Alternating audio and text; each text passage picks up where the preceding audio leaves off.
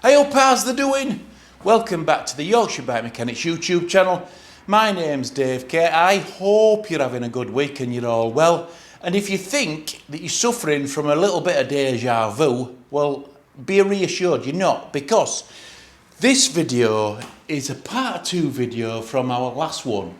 I'll put a little link on the screen so you can actually look at it. Now, I'd probably suggest that you kind of watch a little bit of that last one because it gives you an idea what this one's going to be about. So we established in this last video that the motor on this Scott sounds like Casey Jones's train. Now, if you don't know who Casey Jones was, just Google Casey Jones and you'll see what I mean. But before we go any further, what I'm going to do is I'm just going to turn the cranks and just remind you what this motor sounds like. There you go. So, the purpose of this video really is to establish whether this motor is going to be a viable repair or not, whether it's going to be financially viable to repair. Now, it's a 2017 and it's way out of warranty. Bosch will supply us with a refurb kit for it if we wanted to do that. Alternatively, I can source bearings from another supplier and we can just completely strip the motor down and rebuild it all up and replace every bearing in it. But what we need to do is, obviously that comes at a cost. It's 235 quid to do that on this motor. So what we need to do is we need to take it out of the bike, take it to bits, take the cover off and see if there's any damage inside. Now, we know that there's bearing damage, obviously, because we can hear that, but we're not sure whether water's actually managed to get in there, which could cause damage to the circuit boards as well, which is what we need to find out. So, I'll take this motor out, I'll speed the video up, and then I'll come back when the motor's on the bench. So let's crack on.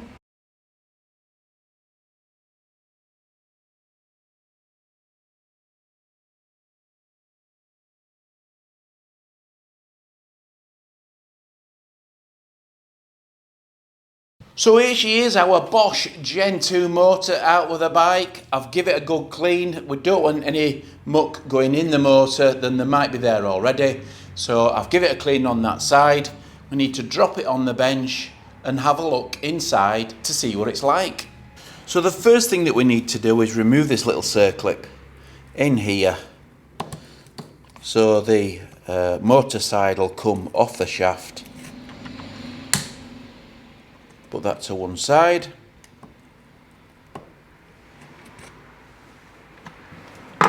Okay, and then we need a T25 Torx to undo all these bolts around the side.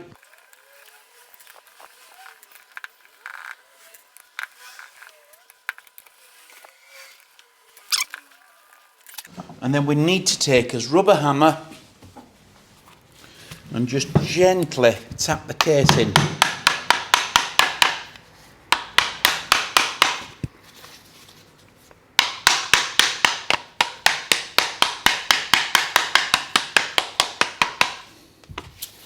You can use a hammer with a plastic end on it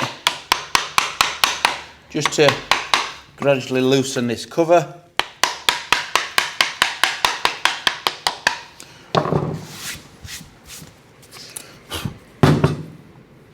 Again, get a really fine screwdriver or a pick,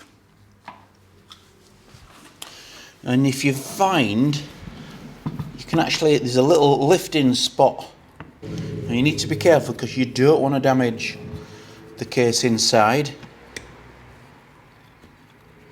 Just gently go around each side and just prise it open a little bit. There is a sealant round the outside, like a gasket. Okay, you can actually see it come into bits. Okay, once it's free, then you can gradually lift the end off. There we are. Okay, very gently. There we are.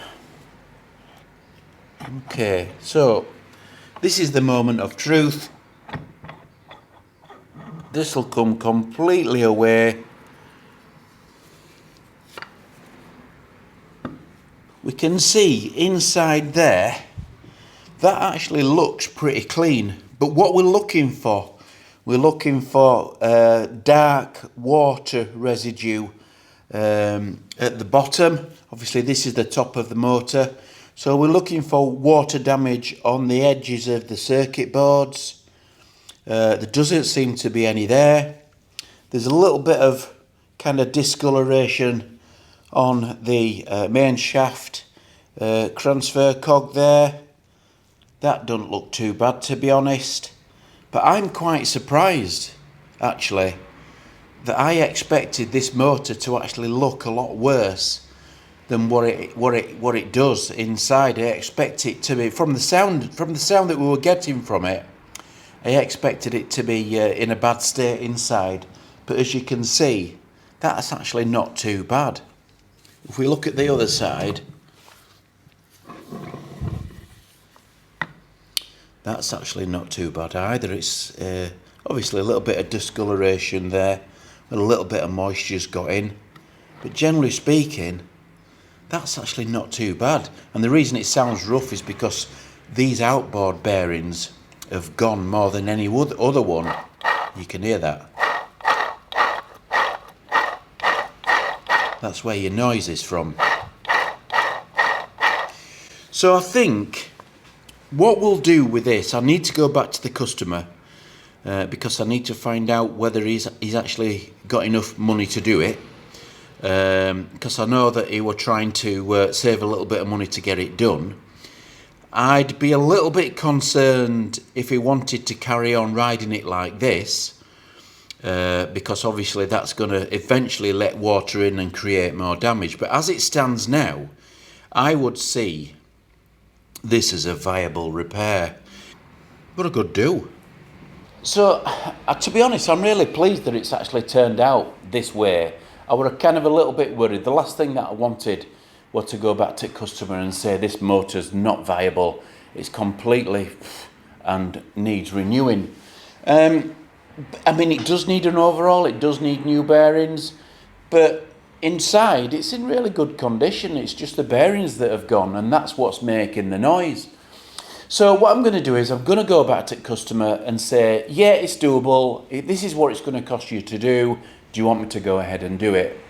And that's where we are at the moment. So let's see what he says. Okay then, so the customer's said yes, he would like this job doing. So we're going to carry out a full overhaul on this Bosch Gen 2 motor. Now this is the sort of job that you can do at home, providing that you've got the right equipment.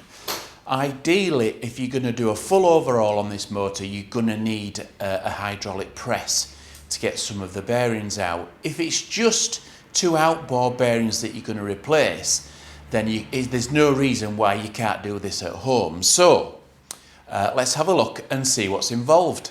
So I'll do my best to try and keep a lot of this in camera view. This is where we actually left the motor before we spoke to the customer. So what we're going to do is we're going to replace every bearing in this particular motor. The only one that we probably won't need to replace is the one on top of the motor under that unit there, under this board there. Now we need to be careful. Obviously this is a delicate circuit board, so we need to be careful with that. We don't want to be kind of messing about and touching that. We will have to partly remove it, but we will be careful when we do that. So the first thing that we need to do is we've split his motor in half. Okay, we'll put that to one side, and we just need to take this one-way drive out here. Okay, and we need to put this to one side. So you need to get a fairly clean area to put your stuff to one side. This here now we can actually tap out very carefully.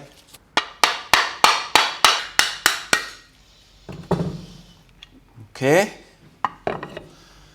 we'll put that there, put that there, and we can see this particular bearing, look how bad it is under there. It's absolutely foobarred. You can see how black it is. So we'll put that to one side. You can actually take that bearing out like before. These are the two outboard bearings. There's one on this side and there's one on the other side. You can actually do this yourself by just a drift round the other side if you're really careful. But we'll do this on the hydraulic press. It makes it a little bit easier for us. But that's that for now. We'll put that to one side. Now this other side of the motor. Oh, by the way, we've got all those bearings here, as you can see. That we're going to need. Now we buy all those bearings from a company called Performance Line Bearings. They're available on the internet. If you have a quick Google for Performance Line Bearings, they'll supply a full bearing kit for this motor, or they'll just supply the two outboard ones if you need them. Okay, so the first thing that we need to do is take this particular cog out here. Okay, and we'll put that to one side. Now this particular unit, torque sensor here, we'll need to remove first. So we just basically turn the motor over to the other side. Okay, and this is the cap that we need to remove to take that out. It's just a really fine screwdriver. It's not in particularly hard, so that'll just come off there. Okay, so this is a 17mm socket. And this should actually come off quite easily.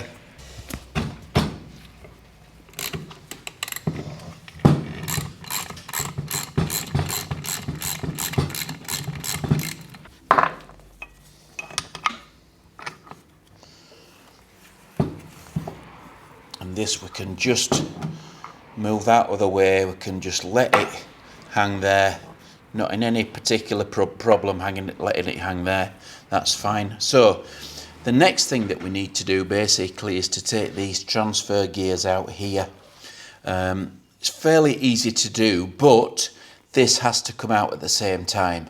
In order for that to come out, then we need to just slightly lift this board out of the way so we can actually get that main shaft drive out of there, as well as the transfer gears as well. So we'll just undo these bolts.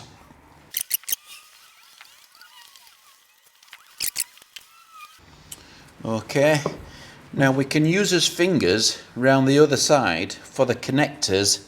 We can actually use that to start to help just to actually lever this board off the fittings or the fixings. Very, very carefully, just lift it out the way. The whole lot will come with it as well. The whole board will come out, and we just need to lift it over to one side. It's just so we can get that transfer gear out.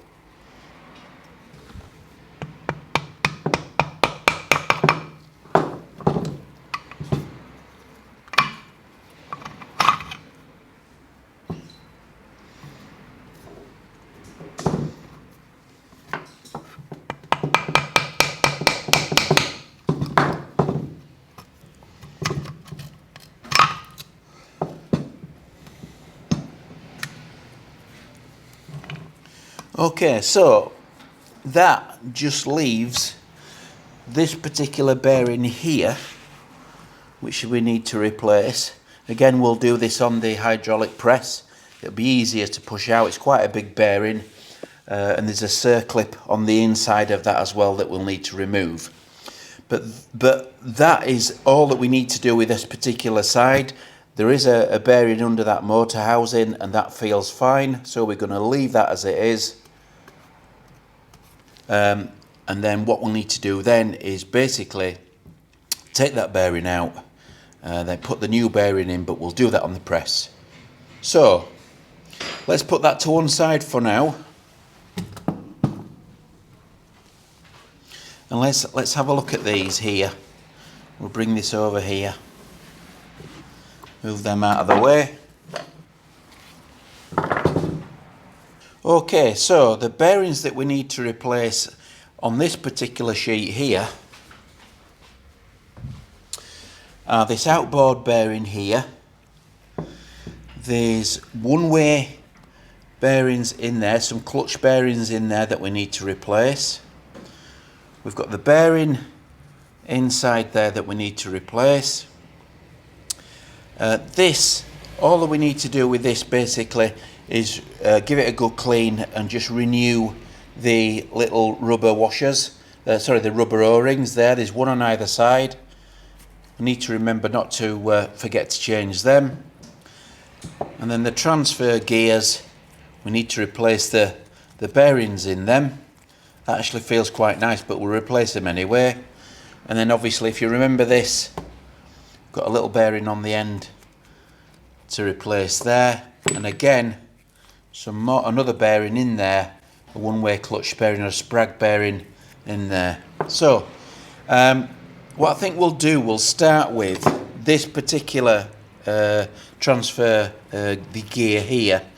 So what I'm going to do is I'm going to go to the press and I'm going to change these bearings and then I'm going to come back.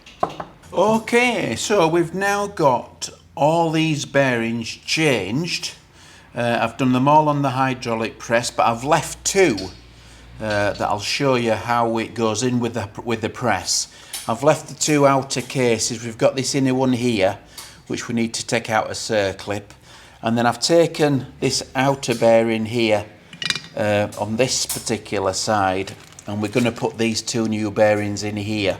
So let's take it over to the press and we'll do these two first.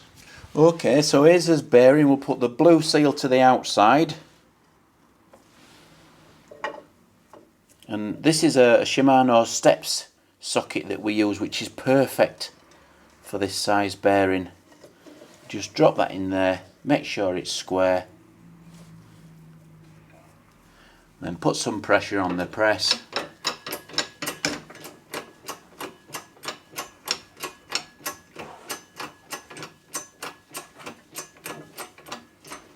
Just make sure everything's lined up before we start to press. That's perfect, is that? And that goes in just nice. We just press it in a little bit till we feel a little bit of resistance, and that's it. So that is that side done. We don't need to do anything else. Just a job. Right, let's do the other side. Fairly straightforward. Just need to be really careful how that bearing goes in. The dog wants to get out. Just take that out there, and you actually can see that bearing's nicely in its slot where it should be, just there. Put the circlip back in, and that's it for press. That's all the bearings in. So all that's left to do now is bob this bad boy back together, and it's basically a reversal of what we're actually when we've taken it to bits. So the first thing that needs to go back together basically is the main shaft, the transfer gears. We'll give all these a good clean, make sure that they're all nice and clean before they go back in. We need to use a specific type of grease on this particular unit, a low temperature synthetic grease on the nylon, and the standard bearing grease on the shaft and on the clutch bearings, the sprag bearings. So yeah, let's get this back together. So the first thing that we need to do is take the little bolt out of the board that we use just to hold itself in its place.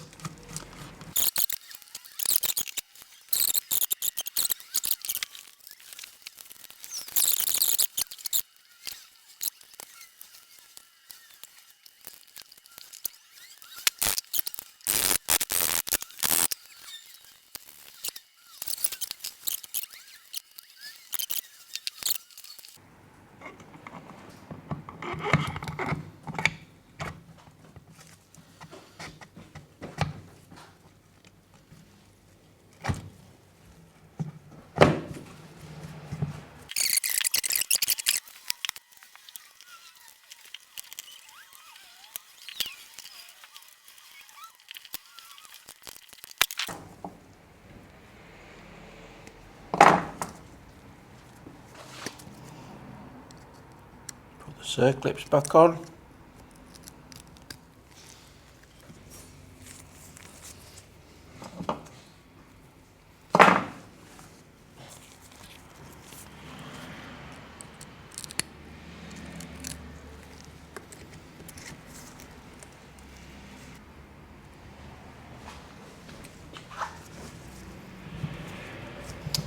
Put the seal back on the outside and we're all ready to go.